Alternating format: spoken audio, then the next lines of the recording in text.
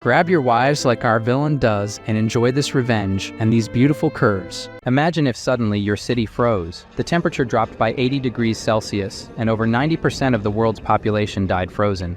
After weeks of freezing, those who survived in their homes have water and electricity cut off. With nothing to eat and no way to stay warm, everyone starves. Our protagonist is the only one who prepared for the end of the world and has a comfortable life. And for those who can afford his price, he can provide a little food. His price is steep. Yeah, boy. But not everything started well. The truth is, in the year 2050, a star explosion caused Earth to enter an ice age. Zhang Yi worked at a Walmart warehouse and thus managed to stockpile a lot of food. In the apocalypse, the girl he liked broke into his house with a group of neighbors and stole Al his food. She admits she tricked him into opening the door. On his deathbed, Zhang Yi swore that if he could find her in hell, he would get his revenge. For some reason, he returns 3 months back in time before everything happened. Surprised, he swears not to be a sucker for the girl anymore, to take revenge on those who deserve it, and to see his neighbors suffer, and to enjoy it as well. There are 3 months left until the extreme cold arrives. His priority is to stockpile everything he needs before the end of the world and build a safe house. As he pondered how to start his plan, a bright light passes through his eyes, and, instead of blindness, he discovers he can send things to a different dimension, like a game inventory. His idea is to accumulate here an entire supermarket of food, so he never has to worry about food and drink for years.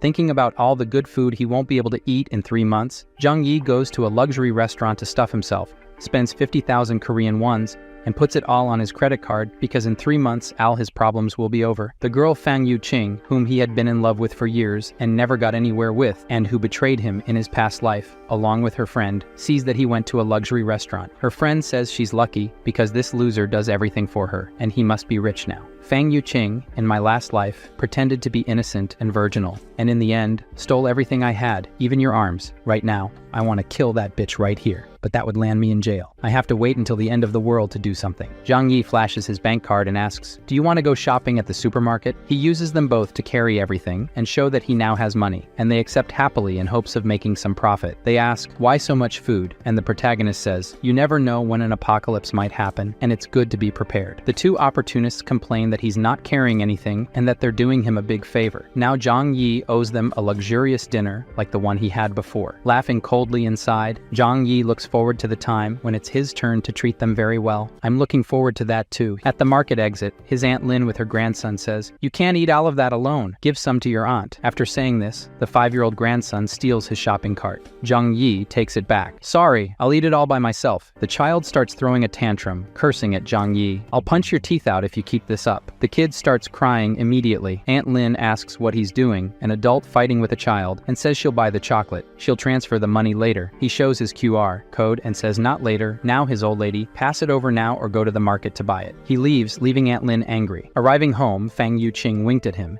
and the two told him not to forget about them.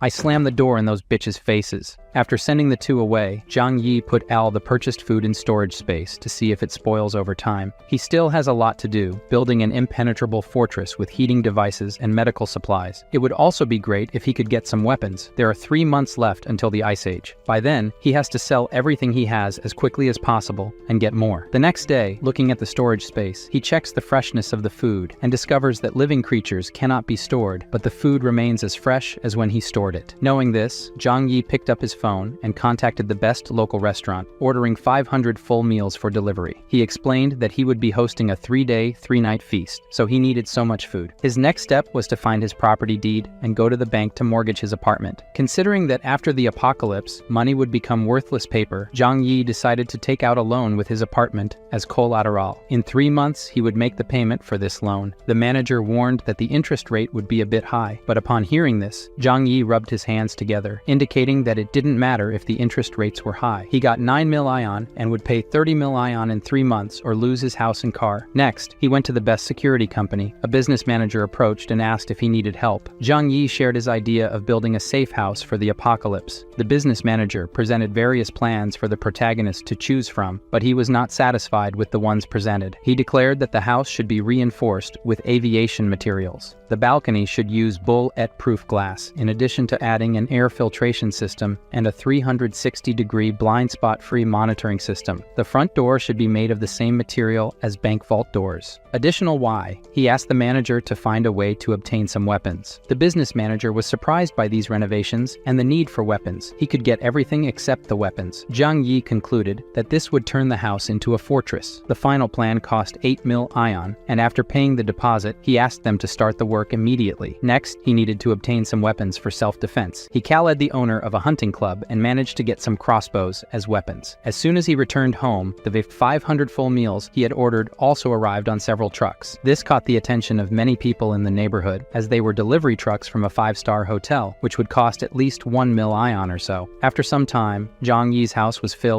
Wasting no time, he put everything into storage space. Basically why, he wouldn't need to worry about food for years of his life. The next day, the security company workers came to start building the safe house. This scene attracted the attention of many neighbors, who mocked Zhang Yi, asking if he had taken the wrong medication. However, he didn't care because he believed that when the end came, they would find out who was the joke. Next, Zhang Yi went to the manager of the company where he works and bought a portion of the medicine supplies, offering double the market price to have priority to buy everything, even what was already sold to other companies. Then, he transported these things home, little by little. His recent stockpiling activities also caught the attention of Fang Yuqing, who asked if something was about to happen, mentioning that she had been thinking a lot about him recently. The protagonist didn't want to respond to Fang Yuqing's fake concern, leaving her angry. Zhang Yi, the suck-up who used to do everything she asked, suddenly started ignoring her. His best friend simply laughed at the situation. She stated that if something big was happening, the country would definitely notify everyone. All she has to do is win over the nouveau riche Zhang Yi, so they can benefit. After weeks, Zhang Yi's safe house was successfully built. The company also installed surveillance systems on every floor of the building. Zhang Yi was very pleased with the service. Now only one last batch of supplies was about to arrive. Several trucks of drinking water arrived successively. One of the delivery drivers was his uncle Yu, who lives in his neighborhood. He seemed curious as to why his nephew ordered so many gallons of drinking water. In his past life, Uncle Yu was one of the few good people to Zhang Yi, so he whispered to his uncle, "The weather this year is going to be very cold. You should stock up on supplies to prepare as soon as possible." Hearing this,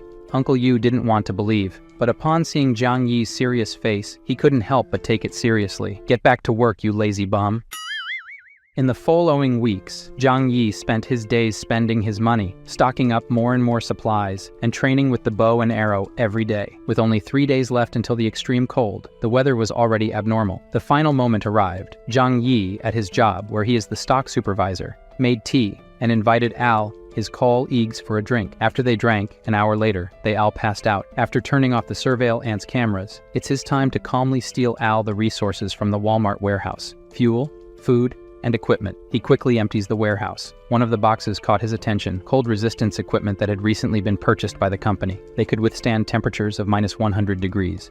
To complete his perfect plan, Zhang Yi also took a special sleeping tea and joined his colleagues. 2 hours later, he is awakened by his employees saying they are screwed, the warehouse was robbed, they took everything. Upon hearing this, he pretends to be surprised. How did all the warehouse products disappear? The manager calls him asking about the warehouse supplies theft. Knowing that the entire warehouse was emptied at once without leaving any clues, and even the cameras didn't see, the manager immediately accuses the supervisor of planning this crime with more people. Zhang Yi, nervously smiling, says he's not competent enough for that. Everyone is taken to the police station to give statements, but nothing is found out. How could they find out that the warehouse was teleported? After the interrogation, the police officer says not to leave the city under any circumstances, as everyone is a suspect. Maliciously, Zhang Yi says he won't even leave the house. This incident on December 10th made news in the city. No one can believe that tons of supplies disappeared without a trace in less than 3 hours. It was also on this day that heavy snowfall began in the sky. Zhang Yi knew this was the beginning of the cold apocalypse. 3 days later at home, when the shockwave from a supernova explosion brings catastrophe to the entire planet, the temperature starts dropping rapidly overnight. Looking at the heavy snow through the window, Zhang Yi says that this time the story will be different. The people in the apartment owners group were nervous, as it was the first time they had seen so much snow in the city.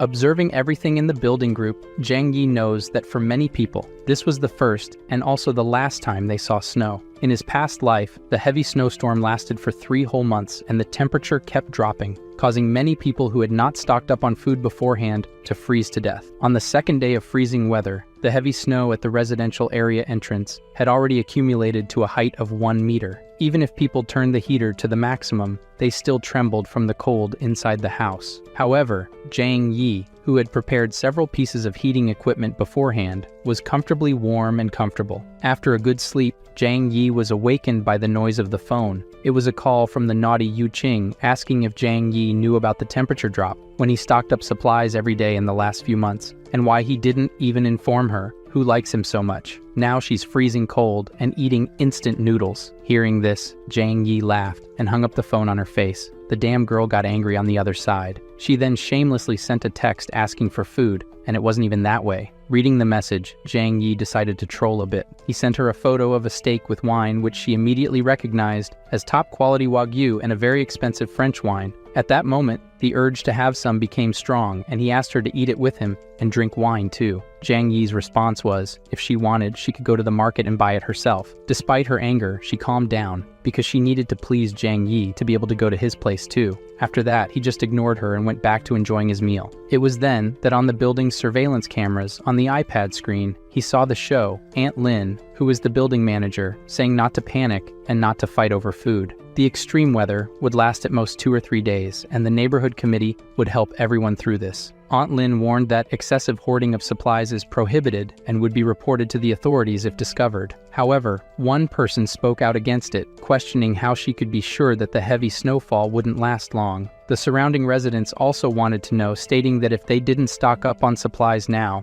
Aunt Lin would be responsible if they ran out of food. Aunt Lin then stated that the neighborhood committee would take responsibility for this issue, then pointed to Zhang Yi to divert attention just to tell him not to cause trouble. He didn't care about the threats and went back to his super safe house. A week passed and the snow outside kept falling. Aunt Lin asked the building group for Zhang Yi, who is young, to clear the snow from the building's door. He says it's useless to clear because it would be like trying to dry a river with a bucket. By refusing Aunt Lin's request to clear the snow, Zhang Yi suggested she ask the rich people in the neighborhood for help. She was furious and clearly just trying to pick a fight. Angrily, she said that on behalf of the neighborhood committee, this is an order, and whoever opposes the orders will be blamed by the neighborhood committee for the problems. Questioning why Aunt Lin didn't call the rich people in the neighborhood to do the heavy lifting, he proposed that Aunt Lin ask Chen Zheng how to clear the snow. Chen Zheng is a construction boss. He has employees for that, and Xing Song is a rich guy and can afford to pay if he doesn't want to help like everyone else. The authority of Tia Lin in the group was shattered, and upon reading the messages, Lin, cursing, decided to call both members of the group to clean the snow together, tagging them in the chat. Upon seeing the message, Chen Zheng immediately got angry with Tia Lin and with Zhang Yi for acting as if he owned the place. Xing Song sent an audio message in the group saying he was busy working hard and sent a photo to show how busy he was. Tia Lin was furious with the rich guy's response but didn't question anything. She just accused Zhang Yi of causing this confusion. Zhang Yi didn't bother and ignored the rest. Tia Lin was so furious that she called Zhang Yi personally to complain. He threatened her that if she kept talking nonsense and bothering him, he would kill her. Trembling with fear, she hung up and didn't say anything else in the group. While he was eating, a loud noise came from the front door, and Chen Jing outside shouted, "You were acting all high and mighty in the chat, putting others against me in the group. I'm going to kill you now, punk." Zhang Yi grabbed his bow and went to the door, while Chen Zheng was kicking. Magically aiming through the door opening, he asked about who would kill whom first. Zhang Yi hit Chen Zheng's shin with an arrow. Through the peephole, he saw the arrogant guy on the floor, groaning in pain nonstop. No one would imagine that a silly and naive boy, an honest person, would have the courage to react like this. Chen Zheng didn't know that this was just the beginning of Zhang Yi's revenge. With the cold temperature, Chen Zheng could die if not treated in time. He would slowly die from infection, and weak would die from the cold. Struggling to reach the elevator, he didn't imagine that this kid he had seen 3 times in his life would do this to him. The truth is that Zhang Yi wanted to kill him at once. Realizing this, he got scared, grabbed the phone, and called an emergency, but because of the snow, any assistance was impossible. So he treated himself, taking advantage of the cold and numb leg. He removed the arrow himself, then picked up the phone again to threaten in the owner's group, telling Zhang Yi to watch his words. "Chen Jing will kill you." Fearlessly, Zhang Yi responded confidently, "Come here again, and I'll kill you." This conversation left the curious ones in the chat group horrified. After all, no one in the region would have the courage to go against Chen Zheng. This was the first time someone directly confronted the guy. Furious, he grabbed the phone and called all his employees. In no time, a herd of people, each holding their own weapon, arrived at his house. Baldy led them all to Zhang Yi's door. "Zhang Yi, you offended our big bro. Today is the day of your death." Attacking the door that was supposed to be made of wood, his sword broke, and he flew, spinning away. Scared, Baldy said that this door is made of pure metal. How many enemies does this kid have? His house is more protected than a bank. Watching the security cameras, Zhang Yi said they seemed weak and must be hungry. The group of people, angrier and angrier, Zhang Yi had the idea of grabbing a water hose and turning it on from the kitchen tap. The workers outside saw the door opening passage, not understanding anything because it wasn't an arrow, so there was no danger. The hose sprayed cold water on all of them. A bunch of them fell to the frozen ground. Only a few managed to escape. This scene left Zhang Yi quite satisfied. In this freezing cold, cold water is more dangerous than weapons. In Chen Jing's house, 3 of them who escaped huddled together, trembling with cold. He angrily asked, "What happened?" An entire group couldn't catch a boy. The 3 explained that Zhang Yi was very clever. He put a burglar-proof steel door in the apartment. He sprayed cold water on all of us through a hole in the door. Chen Jing said he can't hide there forever. Put some men to guard his door day and night. When he needs to leave the house, get him and bring him. At the building's entrance, Uncle Yu led some people to clear the snow at the residential area's entrance, planning to dig a path to the supermarket to restock food. But they realized that, as Zhang Yi said, they couldn't dig as fast as the snow fell. After a while, they gave up and prepared to return. Watching this, Zhang Yi said that human power can't beat one of this size. Even though the television is reassuring all citizens that the country is winning the snow disaster, Zhang Yi is the only one who knows that 95% of the global population froze to death in this snow disaster. His lifelong passion sends a message asking if he's okay. If she didn't know the truth, she could be here with him in luxury. Zhang Yi says he's fine. She says she's out of food and reminds him that he bought a lot of stuff. "Give me some, and later I'll invite you to dinner here." Slyly, Zhang Yi sends a photo of a lobster and says it's already being served for dinner. Seeing this, she gets annoyed, thinking that's why he's single. His chances with her are over now. Her best friend takes the opportunity to send a message too, saying, "You made Fang Yuqin sad now." Seeing this message, Zhang Yi says that this little drama is weak. The best friend gives up, saying that the snow won't last long. Why can't he help his lovely neighbors? He might even win Fang Yuqin over. That would be great for him. Zhang Yi ignores and responds with just an "oh." This pisses off the other bitch too. This loser suddenly turned so Alpha Sigma Red Pill? Yuqing gives up trying to figure out why his loser attitude changed so suddenly. They have the idea that if this loser isn't served anymore, they can use another one with less money. Yuqing called another loser, Zhou Ping. He came running and brought a big bag of supplies, saying it's all the food he has. Before Yuqing could fool another sucker, her friend slammed the door in his face. From the bitch's expression, she didn't even care. She was just thinking about getting revenge on Zhang Yi for ignoring her. With this additional bag, 5 days passed, and the snow kept increasing. While eating a piece of chicken while waiting for the real drama to begin, all the buildings were in the dark with the electricity cut off. Soon, neighbors started coming out of their homes, asking each other if they had electricity. Now, with water and electricity cut off, the heaters no longer worked. It was getting cold enough to die inside under the blankets. Before finishing the chicken, Zhang Yi was picking his teeth and turning on the generator he had bought before,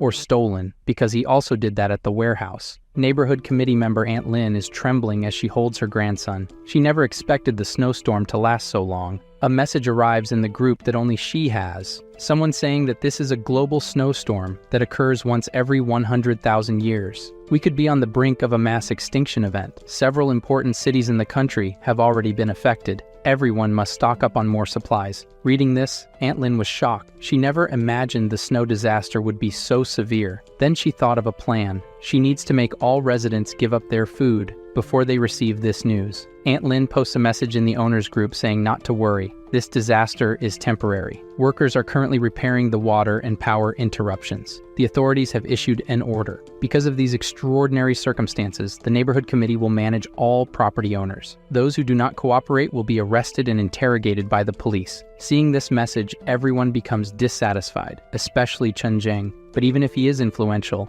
if it's a police order, he has to obey. Meanwhile, Tialin continues in the group chat. Due to the seriousness of the snowstorm, the neighborhood committee has decided to collect all supplies from each owner and distribute them equally to everyone to help overcome this crisis. Upon seeing this message, Zhang Yi remembers that she did the same thing in her past life and stole food from all the residents. Tialin's mistake was sending a message privately to Zhang Yi saying, "My nephew, you work in the warehouse. I saw you last time buying 3 truckloads of stuff. You must have stocked up a lot of food. It's your turn to do your part." Zhang Yi, angry, immediately replies with an audio message. "You armed, bitch. Liar, guys. He says he ate too much and ran out of supplies at home. When she collects from the building, come share some with me." Hearing this audio made the old lady almost have a heart attack from anger. How could he have ruined everything so quickly? But realizing that she and her grandson are in dire straits and depend on Zhang Yi, the lady calms down and responds kindly. "This is an order from the organization. You have to obey. After the snow passes, I will report your good deeds to the organization." If Zhang Yi hadn't died the last time in his life, he would have believed her. So he responds, picking his teeth, "Aunt, I'm not lying.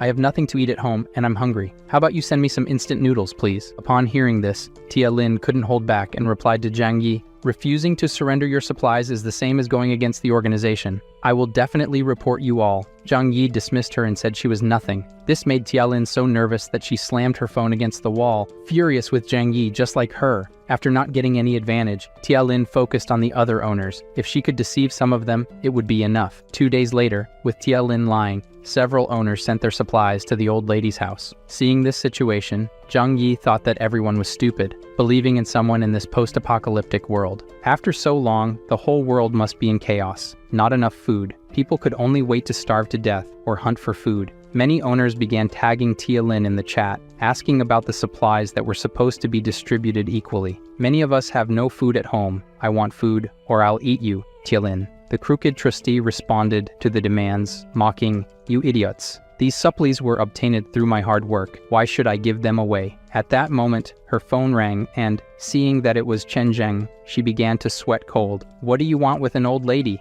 Chen Zheng said coldly. "Tialin, you really tricked and took everyone's supplies to your house." She pretended to be innocent, saying it was the arrangement of the community committee and that she was just doing her duty. Chen Zheng then said that this is perfect. 10 of them are waiting for her to distribute the supplies. Hearing this, Tialin tried to argue, saying, "These supplies have not been sorted yet. Some owners have not yet handed in their supplies, so we cannot start distributing them yet. So, alright," Chen Zheng, along with his starving companions, stormed her house. There is no more law in this chaos, and he smacks the old lady in the face. Today, he will be the justice. Meanwhile, Zhang Yi watched everything on the surveillance cameras, calmly eating a sausage. He also had the idea to record the action at Tialin's house and share it in the building group chat. Seeing that they were going to take all the food and leave nothing behind, she tried to stop Chen Zheng. "Some of the supplies here are the ones I personally stocked. Without these supplies, how will she and her grandson survive?" Chen Zheng said, "Fuck it," and kicked the old lady.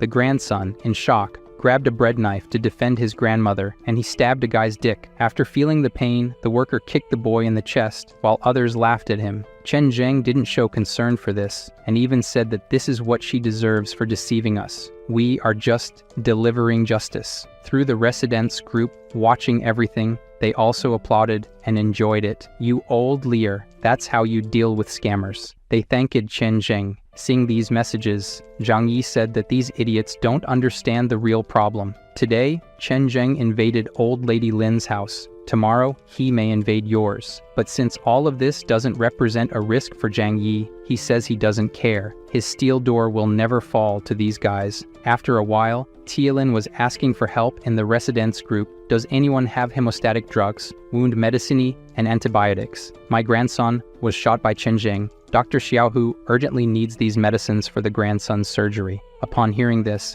Zhang Yi's eyes widened. Dr. Xiaohu was a kind doctor in his past life. Here we see why his eyes are turned in different directions. Tialin made an appeal for medicine, promising gratitude to anyone willing to provide it, but all she received was a lull from the residents. No one wanted to believe or help. Zhang Yi, seeing this, just thought it must be karma. Outside, the snowstorm lasted for over a week, paralyzing practically everything with snow, covering the entire ground floor. Even if the boy was saved by the doctor, would he live without food? Many people have heard from the news that this was a global snowstorm that occurs once every 100,000 years. The whole world was almost buried in the snowstorm. In some northern cities, the temperature dropped to less than 100 degrees C. Many residents who tried to evacuate to the south ended up freezing to death on the way. In the residents group, Tia Lin started asking for help again. "My dear grandson has been hungry for 2 days. He's just a child. Are you going to sit there and watch him die?" She was willing to pay for the supplies. Seeing this, the residents started selling packs of instant noodles for $2,000, and then they helped her grandson. Zhang Yi, as always, watching everything, found it amusing. People don't understand the apocalypse in front of them. Soon, they will have to eat money. As a rich person and knowledgeable about things, Xingzong started buying food from everyone who sold it for a lot of money. He knew very well that you can't eat money in this apocalyptic world. A single mother made an appeal for help in the group as well. Her daughter was about to starve to death, and she hoped everyone could help her. Zhang Yi says that this woman in his past life, with her daughter, survived for a long time, so it's all good. It had been 10 days since the freezing. Zhang Yi, as always, was at home, enjoying the comfort. At this moment, the phone rang. Seeing who it was, he chuckled. He opened the video call and said they seemed thinner. So are they eating well? The sight of the chicken made both of them drool instantly, and they asked why he still has so much food at home. And with this cold, why is he sweating? Mockingly, he says he has a fireplace at home. It's very warm, and he jokes that he's even thinking of going for a run outside to get some fresh air. Yu Qing, drooling over Zhang Yi, saying he's amazing, asked to take a bath inside with him. Without thinking twice, he rejected the invitation and even made a joke. The girl instantly became angry at Zhang Yi's words. It's okay if you don't want to help, but mocking them is not cool. So, is that how it is? You still think I'm a loser? Zhang Yi asked. If you want food, go find your rich boy. And he hung up the call. On the other end, Yu Qing got so pissed off that she threw her phone on the ground. Her loser wasn't a loser anymore. Her best friend still praised Zhang Yi. This guy is awesome. It's her loss for not enjoying the stuff at his place right now. He's better than the rich boys they used to hang out with. The two ended up in a fistfight because the girl wouldn't accept being called dumb. Meanwhile, the government stopped hiding the news of the snow disaster and issued a TV announcement. To meet everyone's electricity needs, power supply would only be available at night, and even then, the voltage would be sufficient only for low-power devices. Currently, all major power plants are shut down, and electricity is scarce. Everyone should use only their cell phones and a lamp or two. No electric showers. Everyone now knows that the ice disaster has no end date. After fighting for 10 minutes without losing their friendship, Yu Qing and her friend decided to be more direct. Yu Qing picked up the phone and called the loser, Zhou Peng, telling a story about how Zhang Yi wanted to tarnish his purity just because he had food. Zhou Peng,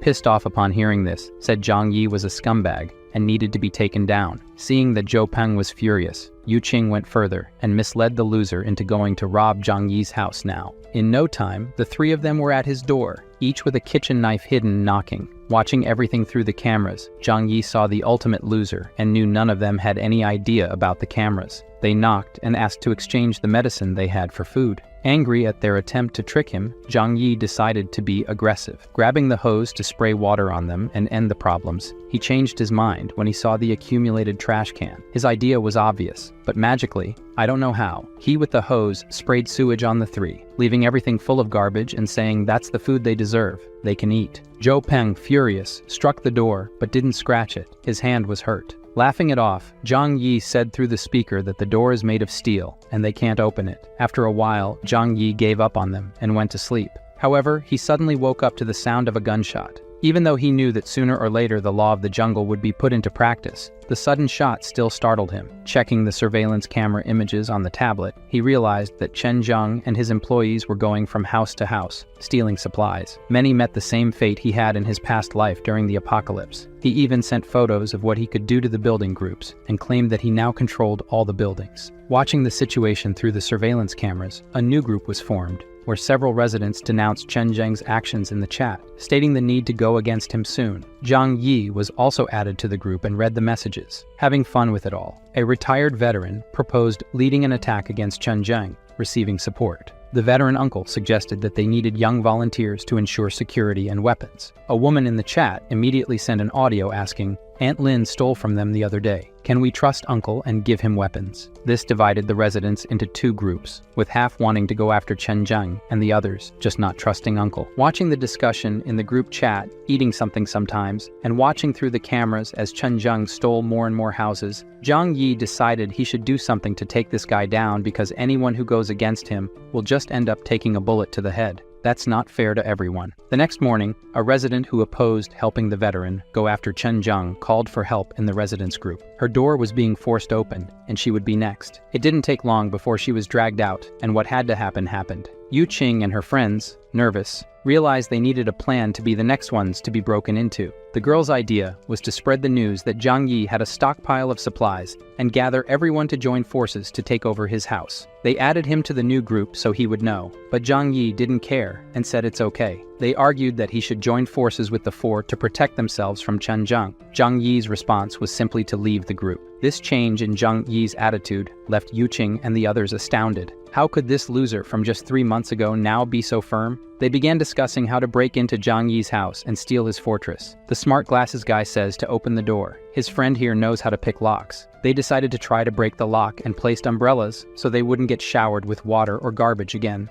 Zhang Yi, watching through the surveillance cameras, activated the high-voltage defense feature. The clever lockpicker had just admitted that this lock couldn't be opened. The kid practically exploded in shock and died. Seeing this, Zhang Yi felt no remorse for killing these guys. The smart guy with glasses pointed to the door, cursed Zhang Yi as a damn monster, and told him to get out now. Hearing this, he just laughed, grabbed his crossbow, and aiming through the door, hit the left arm of the smart guy's man squarely. The other two went to help the injured and were also hit, the loser and another crazy guy. Yu Qing and the others fled and returned home from where they came. The three hit by arrows were lying on the ground, groaning in pain. One of the girls slapped the slut Yu Qing's face and said it was all her fault. She didn't mention that he had crossbows at home, his crossbow. She argues that she didn't know. Last time, he just sprayed water and garbage. Zhou Peng, the loser as always, defends the slut. Besides, the smart guy remembers that the most important thing is to take care of the wounds. They called, and Dr. Zhou Kier came to check the wounds of the injured people. Surprised, she explained that, with the wounds so deep and without professional equipment, they have less than 20%. Furthermore, the iron arrow was rusty, and without antibiotics, it's certain death. The girl, who is a relative of one of the dumb kids, cries at the news and says that Zhang Yi is very cruel and did it on purpose. Until now, Dr. Cootie doesn't know who this is. Zhou Kier leaves the warning. Get medicine soon. If they remove the arrows now, it's over for them. The smart guy with glasses, at this point, must have gone crazy and said Zhang Yi must get the medicine for them. Yu Qing, thinking for once in her life, remembers that Zhang Yi suddenly changed a lot and started stocking up a lot of stuff at home. She tells the others that Zhang Yi does have medicine because she saw him stocking it before. Furthermore, no one here harmed him. They just wanted to rob his house. But since they failed, and only they got hurt, it's his fault. From the corner, there Zhou Kier, listening to everything, just thinks she doesn't know this guy, but they deserve to die anyway. The other girl blames Yu Qing for everything, and forces the slut to figure out how to convince Zhang Yi to give medicine to everyone. This time, even the loser agreed. Without the medicine, he would die too.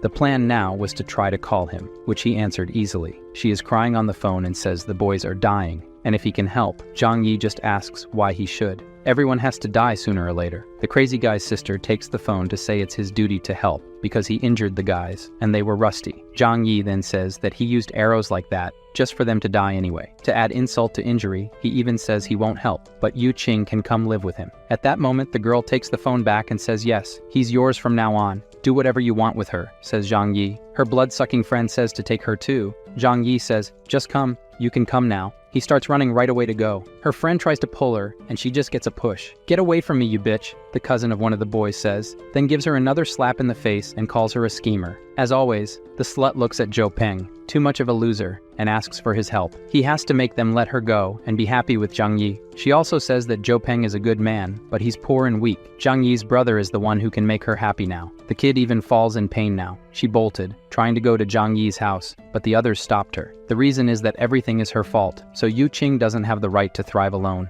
Dr. Zhou Kier reminds them again that without medicine, it's certain death and leaves. One of the injured kids, the smarty there, says they should go ahead with the plan to spread the word that Zhang Yi has plenty of food. The smart one says that when Chen Zhang and the others take Zhang Yi's house, they can get medicine. Yu Qing is against doing this to Zhang Yi's brother. The other girl makes it clear that if she opens her mouth, she'll lose her teeth now. Zhou Peng is against hitting the bitch, but says to her that this plan is the only choice. They posted in the building group the photos and videos that Zhang Yi sent. He really has a lot of food. Seeing the message, Chen Zhang drools and says, "That's perfect. Perfect. I can get revenge for the leg. In the residence group, people asked Zhang Yi to distribute his supplies to everyone. Others asked for just one meal. Aunt Lin asked for food, and another mother in the group asked him to be her son's godfather. Seeing these requests, Zhang Yi sends an audio message to the group. I'm eating those listening. He really said he wouldn't feed animals and wouldn't help anyone anyway. Ignoring them all, Zhang Yi looks at the snow falling outside the window and thinks, staying home every day is boring. It would be nice to use the snowmobile stored to take a ride around. Suddenly, the phone receives a message from Dr. Jo Kier. She says her medicine and food ran out,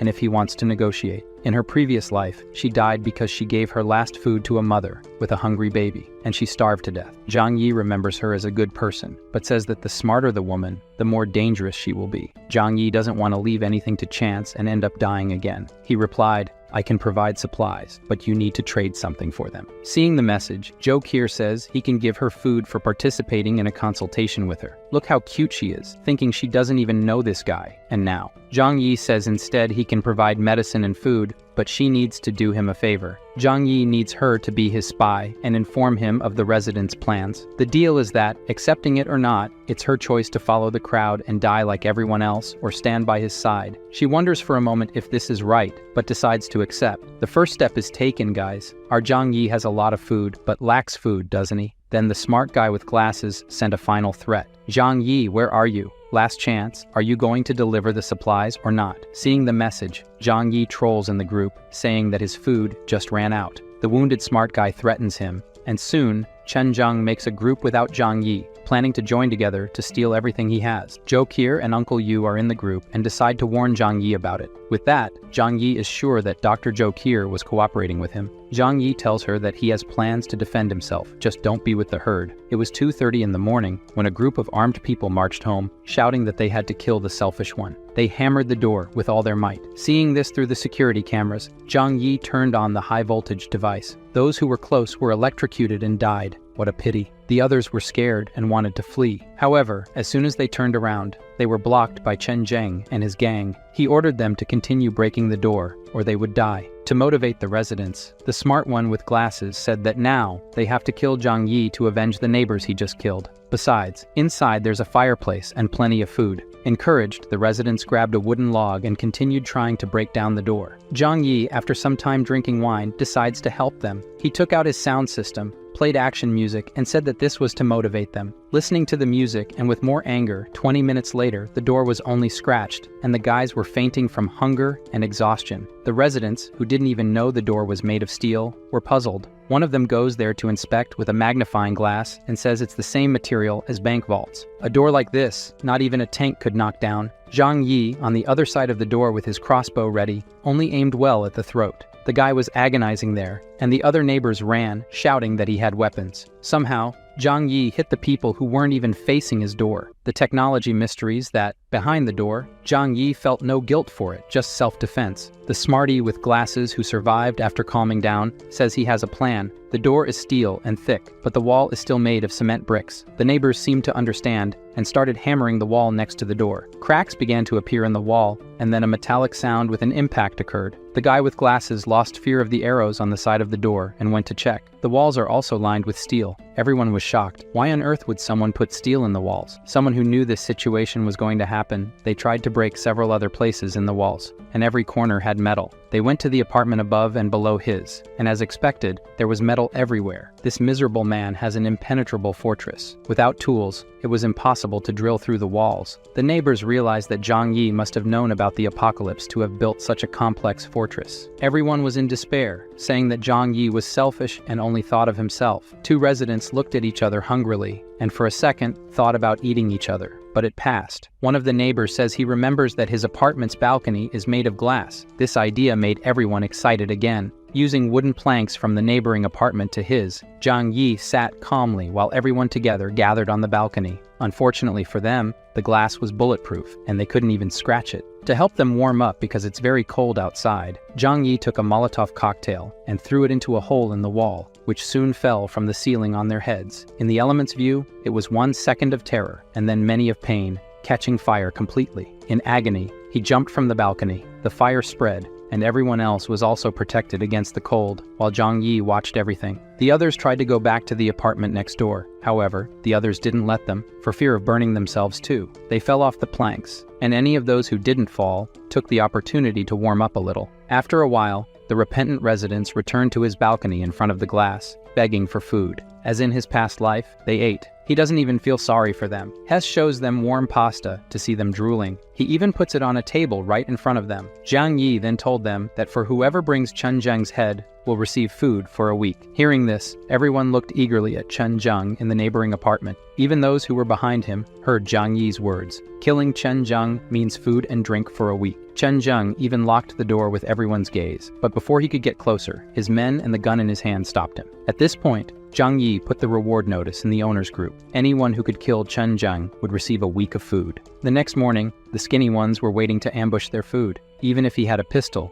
they could surprise him. Chen Zheng and his loyal followers were attacked from behind, but the result was that both were lying on the ground. The boss ordered them to be stored as food, and one of his men saw that the boss was wounded in the back in this attack. Chen Zheng called Zhou Qi to come treat his wound. Soon she was doing the dressing, and said it wasn't for free. Chen Zheng says she can eat with them. Seeing what the soup everyone was about to eat was made of, she says she prefers to starve to death. Chen Zheng at least says that she would be the last person to become food in this building. Ignoring this nonsense, she tried to leave. However, Chen Zheng said that only after he was healed could she leave. She sat in the corner of the room while the men resumed discussing their plans to get Zhang Yi. Man, look at how far human beings go in extreme situations. If Chen Zheng hadn't been injured and still needed her, I bet he would force more things, you know? She, after hearing the plans, said she was going to the bathroom, but she was actually there to tell Zhang Yi what she heard. Later, Chen Zheng's men went to the neighboring apartment to get food and steal. They let them in and didn't imagine the food was for them. With a blow to the head of the couple, they killed them, but to make sure, they hit more. Chen Zheng tells our doctor that he can't have predators around his house, as they might try to hunt him down. Zhou Qi is starting to see how things are. In the house where the friends of the slutty Yu Qing are, they had to remove the arrows without any medicine. Everyone has serious infections. Maybe the cold is taking away some of the pain. Zhou Peng asks his cousin to try to convince Zhang Yi one more time, but she says it's useless. There's no way. Days go by, and Zhang Yi only eats and sees Chen Zheng afraid of being ambushed again. As he eats more and more, Zhang Yi calls Zhou Qi to ask about her situation. She says Chen Zheng went crazy. Everyone's food ran out. They're invading houses every day to kill everyone and search for food, besides keeping the dead for later. She hasn't eaten anything for days and asks if he can save her. He thinks for a moment that she's very useful for being a competent doctor. In the post-apocalyptic world, doctors are treasures. So, Zhang Yi says she can come to his house after doing one last thing. A while later, Zhou Peng goes to pound his door, desperate. He says his love, Yu Qing, is starving. He went to Zhang Yi's door, asking for food for the girl who used and rejected him. Zhang Yi also says that tetanus is already advanced in him. Medicines won't work anymore. As he walks back home, he remembers he never even held Slutty's hand. So instead of waiting for death, he ran to Yu Qing's room,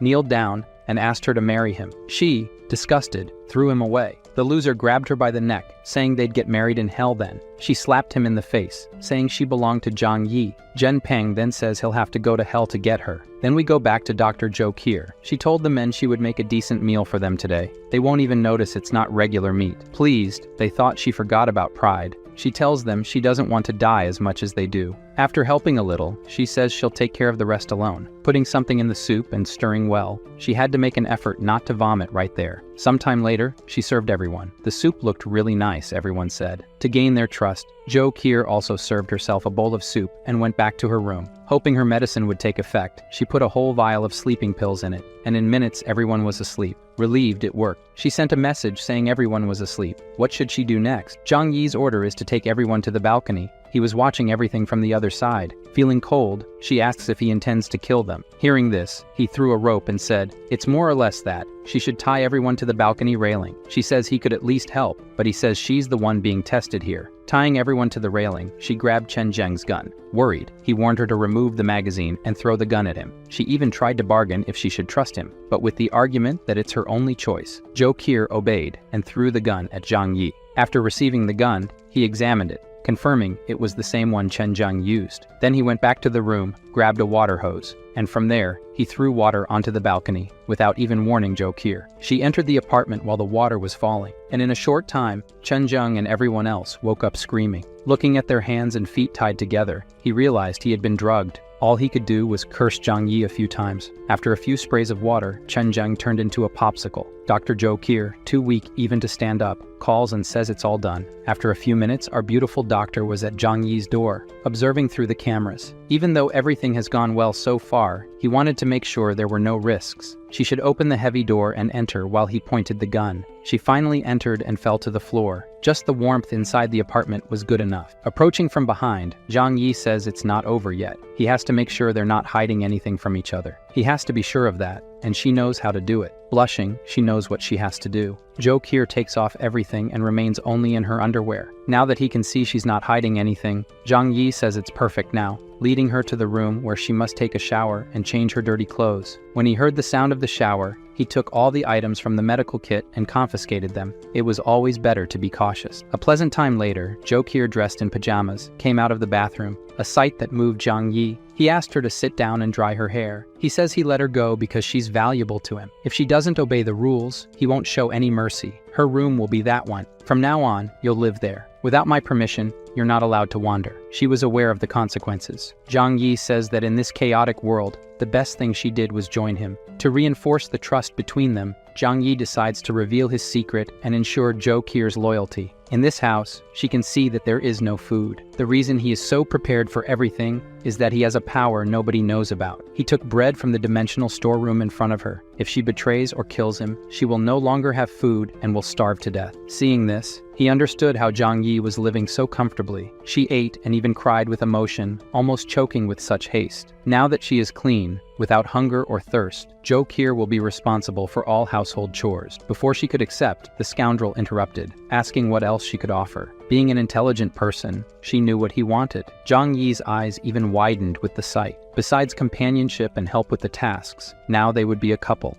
Like any couple, they would have their moment of exercise together, and our beautiful doctor, Jo Kier, would have plenty of food. The next day, looking at Jo Kier still sleeping, Zhang Yi says she must have been very tired from last night. Having a woman around when they can't leave the house anymore is very pleasant. She dressed and they went to have breakfast, a life with more luxury than before the apocalypse. Zhang Yi threw one of the special cold coats to her. Going outside, Zhang Yi said she still has work to do. He handed her the baseball bat, even though she helped freeze the guys outside. Now Jo Kier must go there and destroy the frozen bodies. Without explaining why she went there without hesitation and started to bash the popsicles. Meanwhile, Zhang Yi filmed all the hard work of the doctor. Not caring about being filmed, she continued to hammer. The purpose of the recording was to send it to the residents group and show everyone that Chen Zheng, the guy who was terrorizing everyone, is now in pieces. The people in their homes didn't even think to criticize or ask why the doctor was there. They just praised and celebrated. Pleased with how things turned out, Zhang Yi received a call from Yu Qing. Zhang Yi says he didn't know she was still alive. The girl with a crazy look says she heard about Chen Zheng's death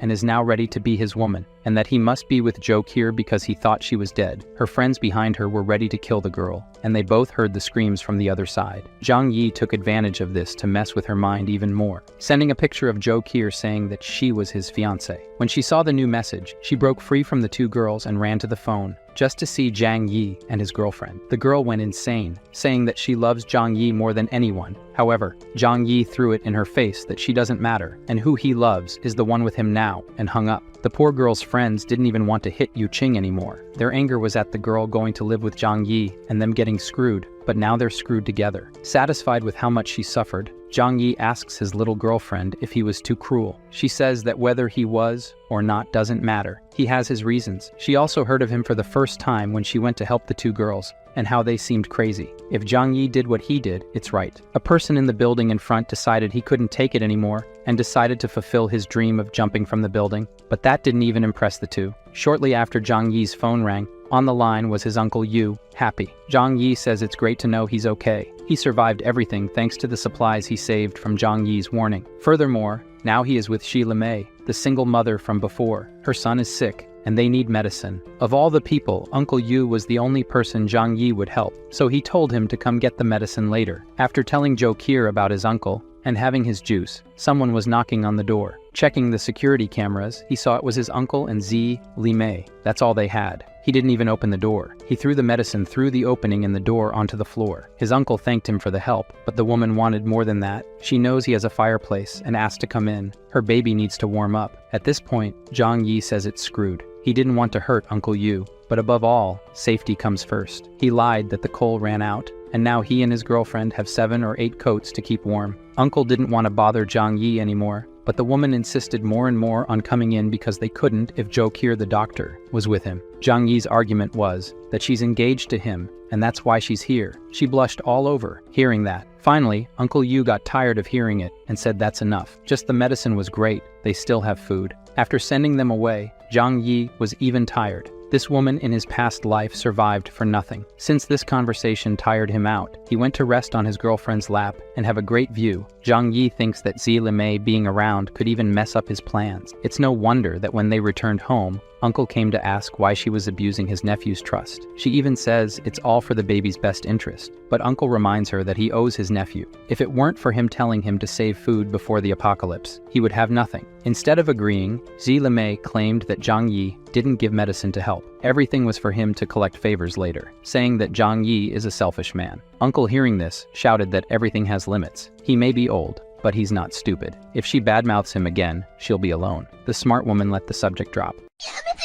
The following morning, people from another building dug a tunnel under the snow to Zhang Yi's building. Everyone they encountered was seen as enemies, and the first unlucky one received a single shot and flipped over. They were aware of the sturdy door and brought dynamite to open it. One of them lit it, ran, and the damage from the explosion was done. The absurd noise of this explosion woke Zhang Yi up, and he quickly went to check what was happening. Through the cameras, he saw construction workers who lived nearby. They came to check, certain that the explosion would destroy the door, but nothing happened. Angry at this attempt to take what he had, Zhang Yi retaliated maliciously. A grenade simply solved their cold problem. After warming them all up, Zhang Yi used his Glock and put several to sleep. His bullets were running out because his ballistic supplies were few, and this confirmed to him that people from other buildings must know about his stockpile and are coming after it too. These explosions and shots left our lovely doctor frightened. After all, there's only one place in the world where it's normal to hear these noises every day. Embarrassed, she disguised it and went to do her job. Now it was clear to Zhang Yi that he should take action. In the residents group, everyone was asking about the noise from before. Zhang Yi, smart as always, said it was residents from another building who tried to blow up his house and were soon going to rob the others, but he kicked them out of the building and some from this life. Everyone thanked Zhang Yi for this. He called his uncle to get more information. This group that came now is from building 26 and is led by someone named Huang Tianfang. The uncle's information is that he did the same thing Chen Zheng did in this building, overturned the residents, took control of the place, and also stole food. Zhang Yi made it clear to his uncle that he overturned many, so they will come back for revenge and try something. So they must unite the neighboring residents and defend themselves. Then, speaking only with Zhou Qi, Zhang Yi said that the neighbors, if given the chance, will stab him in the back. She must take on the mission of gathering information about the other buildings groups together with Uncle Yu. Only 2 days passed, and now she was dressed as a maid and reporting everything her intelligence service found out. Stop looking in the wrong place and pay attention. Zhou Qi explains that the strongest groups dominating the neighborhood are the group from building 26 that came here 2 days ago, and another group from building 21. Still, a group from 2 other buildings must have strength, but they haven't done anything yet. With just this, Zhang Yi deduced that the residents of the other buildings have already turned on each other instead of uniting and are no longer a threat. Grateful for the good work, he tells her to continue collecting information, and for some reason, she blushes, perhaps thinking something else would happen. The same group from building 26 returned to the building, and this time they started overturning people from the other apartments in the building and left the message that until Zhang Yi leaves, all the building's residents will die. Soon, this news spread and disrupted our couple's exercise. The building's residents were demanding that Zhang Yi take action. Seeing this, that anger returned. He sent texts and audio messages saying that everyone's life means nothing to him, and they must defend themselves alone. Shortly after, Zhang Yi called his uncle, saying that now it's his turn to shine. In the building group, he said that the gang from building 26 is only 20 people. If they join forces, they can fight against them. Speaking, everyone agreed that they had to do it. He also said in the chat that he hasn't been eating well for days. The only one who is young, strong, and well-fed is Zhang Yi. He is the only one with the strength to lead everyone. With this, Zhang Yi sent a message in the chat that he can help everyone face the rival building as long as everyone follows his orders. Everyone said they accept following orders that don't endanger their lives. Calm in his home, eating better than us. Zhang Yi says they'll have to take the risks. Yes. Otherwise, they should just wait for the group from Building 26 to come and kill everyone. With Uncle Yu on one side encouraging them to agree to follow Zhang Yi, they accepted to obey. To motivate the hungry, he mentioned that there are vehicles that can travel outside in the snow. If they confront the group from Building 26, he can fetch food for them. All the neighbors agreed to obey everything, even the most dangerous things, hoping not to be killed by the neighbors, and mainly to gain food. Now everyone agrees to put Zhang Yi as the leader of the building. Now that everyone sees him as a savior, Zhang Yi will make his first exploration outside. With his special cold vests and clothes, he won't have any problems. When Jo Kier was about to say she would go with him, Zhang Yi said no. She should never leave the apartment, and he trusts her 100% to stay here without him. But as soon as he leaves, the scoundrel snaps his fingers and makes all the supplies in the apartment disappear. He descends to the 4th floor of the building, and through a window there, he manages to jump outside. So, the snow is already 4 stories high. Anyone who tries to walk here, ignoring the cold, would sink into the snow somewhere and perish. Fortunately, he had stored a snowmobile in his dimensional space. Someone in one of the buildings saw the scene. I don't know if they saw him pulling a snowmobile out of nowhere or just saw him riding it. Sometime later, he reached where he wanted to go, the Tianhui City Police Station. Breaking the glass, he entered without difficulty. His goal is to get more weapons and ammunition. Deeper into the police station, he found the officers on duty, without warm clothes or heaters. The first night of freezing was the last for them. Zhang Yi shows his respect for the officers and says they were once the heroes who protected the city. As he covers the bodies, he finds the keys to the place. With them, he can open everything here, even the weapons room. Upon entering the place, it's heaven for many people. There are all kinds of weapons and ammunition to choose from. He just put everything into his dimensional loot space. Zhang Yi says that now he needs to get food for his cannon fodder. He returns to his snowmobile and walks to where the shopping mall should be. Digging into the ground, he found the ceiling of the place. Breaking the glass and walking through the place, he stole everything that could be useful. In the supermarket, all the fruits were frozen solid by the cold, as were the meats, but this would serve those who don't even have land to eat. He threw into the bags what could be salvaged and returned to his snowmobile. Upon returning to his building, the leader of Building 26, watching him manage to go out and get food, was green with envy and eager to steal that snowmobile. Furthermore, all the residents of the building who heard the noise of the snowmobile also saw it. Uncle Yu saw that his nephew managed to return with more food. He was delighted. Zhang Yi made it clear to everyone that it was extremely difficult to go outside in such cold weather and find food buried in the snow. Uncle Yu shouted, calling Zhang Yi a hero. With this spoiled food and the gun in hand, he ordered that everyone who chooses to take food must be ready to obey his orders. The residents of Building 26, as expected, came after, saying to hand over the food or their lives. His first order was that right now, they will steal their food, go there and eliminate them. Everyone who makes a kill will receive food for 5 days. Just hearing that they could get 5 days worth of food, everyone went crazy and attacked the gang member from Building 26. They couldn't understand how the weak and fearful people suddenly went so crazy. They were overwhelmed. Zhang Yi and his fiancée watched everyone defeat the enemies and celebrate their victory. Some who survived fled back to Building 26. And the wounded on our side, Jo Kier knew she could save them, but she knew she would need to spend medicines and food just out of kindness. She also gave up because she knew Zhang Yi wouldn't allow it. I ask here now, do you think Zhang Yi is a villain or just an anti-hero, or, I don't know, just does what it takes to survive? Because from now on, he starts to use all people in a very cunning way. He gathers everyone and congratulates them. Those who were MVP and had the most kills received their bonuses. This was premeditated to encourage everyone to strive for him. One by one, they obeyed the guy with a gun in hand and owner of the food. No one had happiness on their faces. But when it was the turn of someone Zhang Yi saw slacking off, he scorned and kicked a candy to him. He complained that this wasn't fair because he would only receive that. Zhang Yi questioned if he had the courage to complain still. The guy did nothing and just stayed behind, shouting and attacking. Those who received less food and were sad are now happy to know that there are worse off people. Trying to argue, Shu Hao said there were many people fighting and he couldn't find a way to join the fight. Zhang Yi made it clear he didn't care. Only results matter. Angrily, Shu Hao insisted that Zhang Yi was treating him specially. So Zhang Yi gave the order and 2 neighbors held the discontented guy. He just shouted, asking what happens to those who disobey the boss's orders. After making it clears what happens to those who complain, the guy taken as an example had the candy in his hand. Zhang Yi stepped on it, grabbed the candy and the poor guy's hair, and made it clear that work equals food. No work equals no food. He ordered Jo Kier to store the rest of the supplies, since everyone had taken their shares. In the middle of the crowd, he heard a familiar voice. Fang Yu Qing and her bloodsucker friend were dragging themselves underneath. They said they hadn't gotten their food yet, and if Big Brother Zhang Yi hadn't forgotten about them, Zhang Yi, humble as always, said he hadn't forgotten about them. Jo Zhou Qi stored the food. Because there wasn't enough for the two of them, Fang Yuqing, crying, asked why he didn't like her anymore after all these years. With a slap, he told her to get away. He never liked her, and is now engaged to the wonderful Zhou Qi. One of the women said that she was a gold-digging slut. Zhang Yi agreed, saying she always deceived rich boys to take their money. The guy, who had just been humiliated, said she had used him many times before. Then the other men said that if they had known she was selling herself before the apocalypse, they would have taken advantage too. After being humiliated so much, she fled. For some reason, two men grabbed the bloodsucker friend and dragged her somewhere else. By their expression and covering her mouth, I imagine they went to feed her. For her, Xu Hao, for telling about Fang Yuqing, received something better to eat, and now swore he would do better for the master. After the show, Zhang Yi began to organize the building's fortification. In the building, there are 47 people in total. Now, excluding Zhang Yi, Zhou Qi, Uncle Yu, and his wife, Shi Li Mei, the people form 6 groups of 7 people each, and take turns guarding the building's stairs, 24 hours a day. When enemies arrive, they should shout, make noise, and alert everyone. Uncle Yu, being a former army veteran, will organize all the groups. Back in the comfort of home, Zhang Yi was studying something, and Zhou Qi asked, if it starts to snow now, what will happen? As he took his weapons out of the dimensional loot storage, he said, they're in winter. They'll be stuck for at least a month until the snow melts. Besides, in the apocalypse, the biggest danger isn't the weather, but people. Now, with this weapon, he has a chance to fight enemies without leaving home. He noticed through the scope of the weapon that some people were heading to the garage of his building. They're definitely going after the snowmobile that Zhang Yi pretends to leave there, but actually puts in the loot storage. Uncle Yu called Zhang Yi, saying the defense team was properly organized and asking not to take seriously what Xi Limei said last time they went to get medicine. She's a chatterbox after all. Zhang Yi said he didn't care, but asked if Uncle wanted to raise someone else's child. In difficult times, strong men are very valuable, and he could get any woman he wanted. But realizing Uncle's discomfort,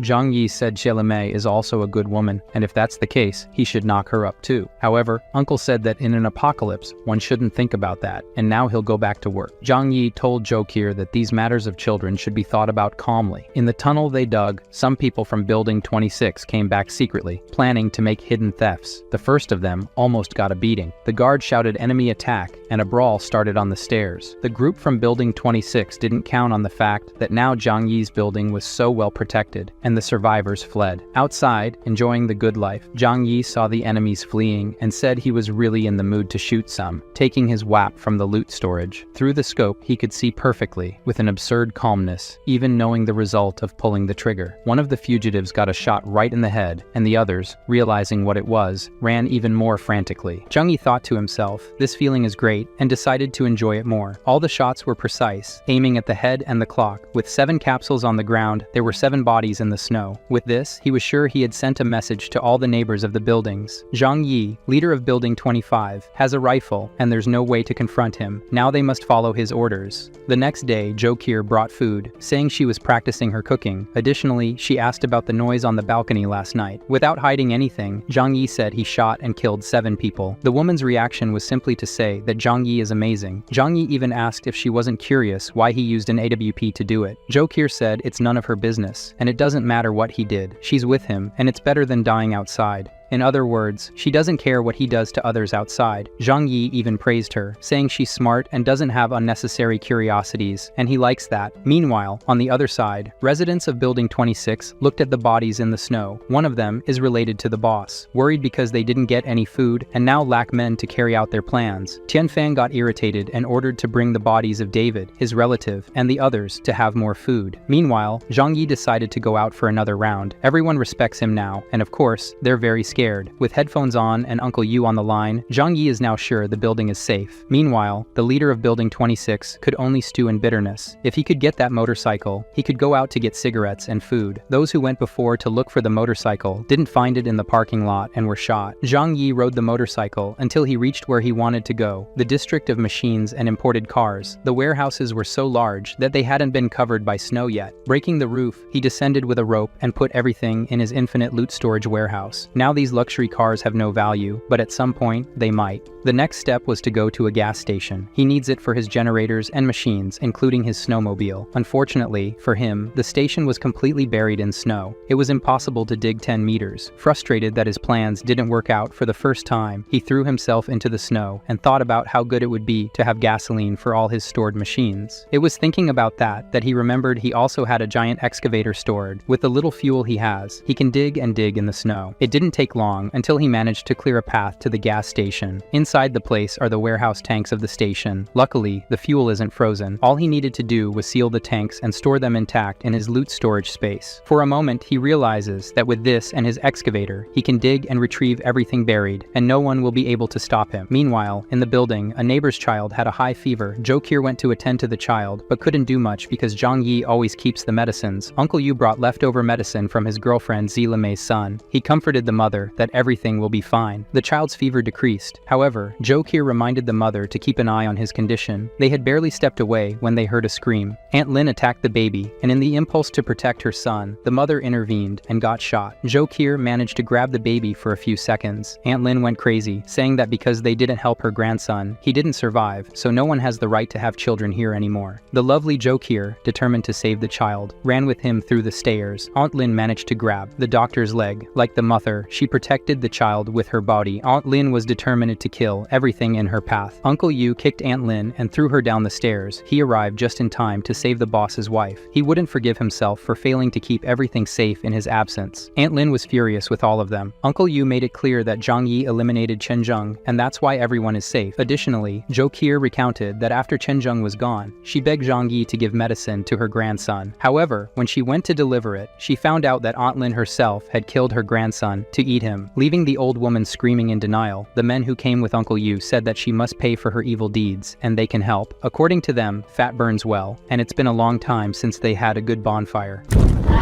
Returning to Zhang Yi, outside the house, he slept in a tent at the gas station, and now he's going out for more exploration. With his excavator, he went to the city's military post, and by digging, he gained access to the military base. However, all the military supplies were taken. All he thought was that the military leaders, with all the equipment, are the ones who will try to take power from the surviving society. If that's the case, he should arm himself to protect himself even from these people. While digging for something else, he broke a wall of the camp. To our surprise, not everything was taken by the army.